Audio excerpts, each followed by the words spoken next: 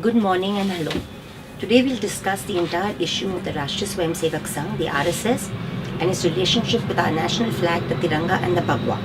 Independence Day, August 15, 2017. And what is the RSS's doublespeak? Bhagwa for itself and Tiranga and the tricolour for others. Long back in the 90s in Hubli, Uma Bharti, today's Water Resources Minister at the centre, was at pains to imprint a peculiar version of patriotism on Indian Muslims by insisting that a madrasa should fly the tricolour. The tricolour has always been the way in which the Hindutva right has tried to foist, quote-unquote, its brand of nationalism on others. But there is a kind of schizophrenia in this, because the first time ever that the RSS itself flew the tricolour on its headquarters either in Delhi or Nagpur was in year 2000, 52 years after independence, not in between. Once in 1947 it had flied the flag, but between 47 and 2000 there was absolutely no flag, the tricolour, flying on the RSS headquarters. Manmohan Vaidya, the All India Prachar Pramukh of the RSS, soon after Modi's victory, or about 15 months after Modi's victory in May 2014, on September 2015 said that there were serious objections that the RSS had to the tricolour. According to Vaidya, the use of different colours to represent different religions was bound to evoke communal passions. Clearly, the composite culture of India, embodied in its national flag, saffron, white, green, and of course the navy blue Buddhist chakra in between, is anathema to the RSS, the Hindutva Brigade, the Hindu Mahasabha, who believes in a supremacist notion of nationhood. Like I said earlier, the first time the RSS hoisted the tricolour on its headquarters was when the Vajpayee government, NDA 1, was in power at the centre, and that is when also Uma Bharti had tried to get the Idgah Maidan at Hubli to hoist the flag. There are three issues of the organizer of July 1947 that are worth remembering here. Organizer is the official organ of the RSS. The organizer was very disturbed by the Constituent Assembly's decision to select the tricolour as a national flag. It carried an editorial under the title National Flag demanding that a saffron flag be chosen instead. The same demand continued to be raised in editorials on the eve of independence. July 31st was an editorial titled Hindustan, and August 14 was an editorial titled Whither, simultaneously rejecting composite nationhood. The August 14, that is the day before Indian independence, issue of Organizer, the RSS Mouthspeak, carried another editorial, Mystery Behind the Bhagwa Dhwaj being the saffron flag, and demanding that it was a saffron flag that should be hoisted on the ramparts of Red Fort and not the tricolour. And what was the justification for this? Superstition, unreason, irrationality. They say that the word three is itself an evil for a section of Hindus, and a flag having three colours will certainly produce a very bad psychological effect and is very injurious to our country. Golwalkar, the second chief of the RSS and possibly the most prominent ideologue, also said that there's something hugely problematic about the tricolour, and the saffron Bhagwa Dhwaj was important because it was the embodiment of God. We need to ask that, do we have a regime in power that believes that unreason should rule or the constitution should rule?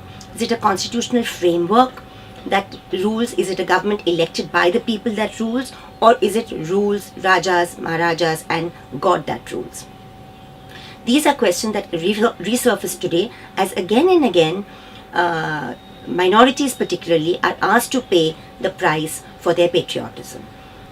Interestingly, one of the days which is regarded by many right-thinking Indians, at least 69% who did not vote for the RSS and BJP in 2014, at least 69% of Indians do not believe in their kind of nationhood, believe that 6 December 1992 was one of the blackest days in India's history, India's secular history, secular democratic history, because an unconstitutional and criminal act was carried out in full public view while 3,000 paramilitary men silently watched.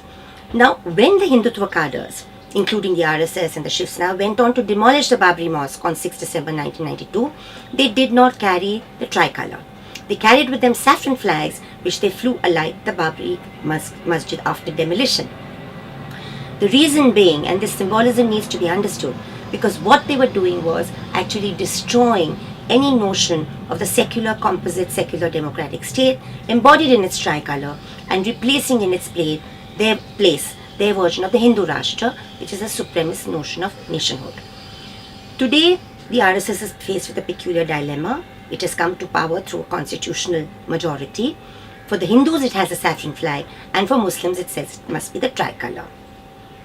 But like I said earlier, Muslim bashing is a favourite pastime of the RSS, and since its inception in 1925, it has always rejected the tricolour. How did the tricolour come to being? Where was it first unfolded?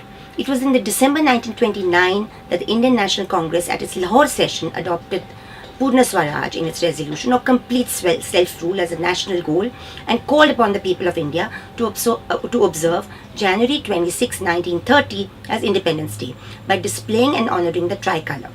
The tricolour was by consensus considered the flag of the national movement at the time. By the way, Suraya Tayyabji had much to do with designing it, and that's another story for another day. There's an interesting note to this. Historical documents also show that the RSS showed anger at the national flag after Mahatma Gandhi's assassination. What did they have to be angry about? One of their former men, Nathuram Godse, had actually killed Mahatma Gandhi because he too was opposed to their notion of nationhood, because Gandhi stood for composite nationhood. This regime, the Modi regime, that wants to bring army tanks onto its campus, wants to destroy finesse of thought, dialogue and discussion, is also trying to suppress history. There's another interesting point when we come to the whole tricolour debate, which is that on 26 Jan 2001, 3 activists of an organisation called the Rashtra Premi Yuva Dal entered the premises of the Rashtra Swayamsevak Sangh at Nagpur to pay homage to its former founder, Dr. Keshav Hegdewar. After a few minutes, the 3 activists, Baba Mende, Ramesh Kalambe and Dilip Chattani, started chanting patriotic songs and took out the Tiranga. But guess what happened next? Those in charge of the RSS premises, Sunil Katle and others, prevented the activists from hoisting the national tricolour in the Nagpur premises. For 12 long years, the 3 Rashtra Premis, those who love their country, were tried by a Nagpur court for simply hoisting the national flag in the Sangh premises under relevant sections of the Bombay Police Act and the IPC. Finally, they were acquitted for lack of evidence in 2013 after 12 years, simply because they tried to unfurl the tricolour on the Nagpur headquarters. In short, the Rashtra Premis got the danda for hoisting the jhanda. Who controls the country? Indian Constitution or the khaki chaddi dandas of the RSS?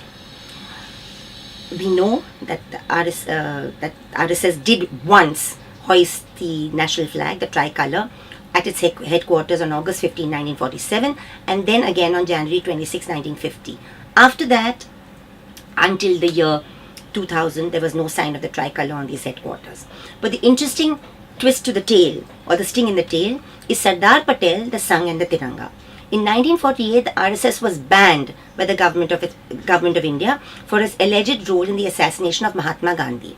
Gandhiji was assassinated on 30th January 1948, and immediately thereafter the Cabinet of India took a decision to ban the RSS.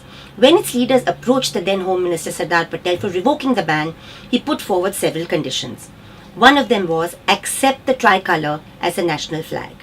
This stand of Sardar Patel is outlined in the collected works of Sardar Patel, volume 13, edited by P.N. Chopra and Prabha Chopra. According to this collection, Patel said at a Congress meet on 17 December 1949 in Jaipur that any organisation seeking to supplant the national flag by another would be sternly dealt with. Interestingly, Patel is a huge favourite with the RSS and even Modi.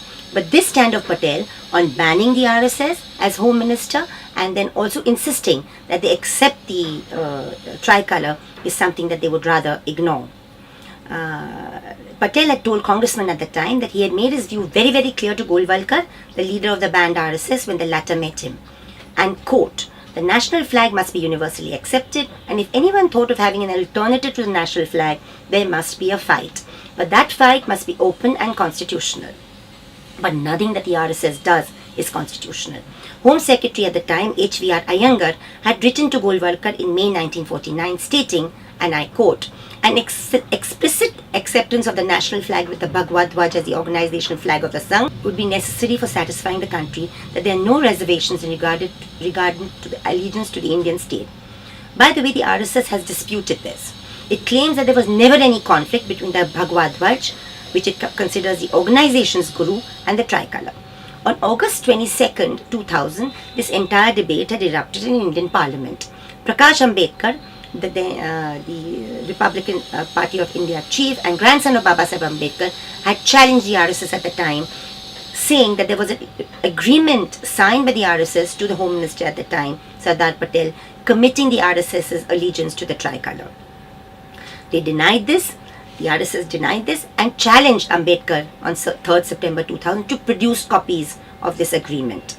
Ambedkar claimed that the Home Minister's resolution dated 26 November 1949 was clear in this regard. But today, when we have several documents in the PMO, in the Home Ministry being destroyed without question, and it's all likelihood that the documents related to Gandhiji's assassination and even the tricolour are no more part of the archives.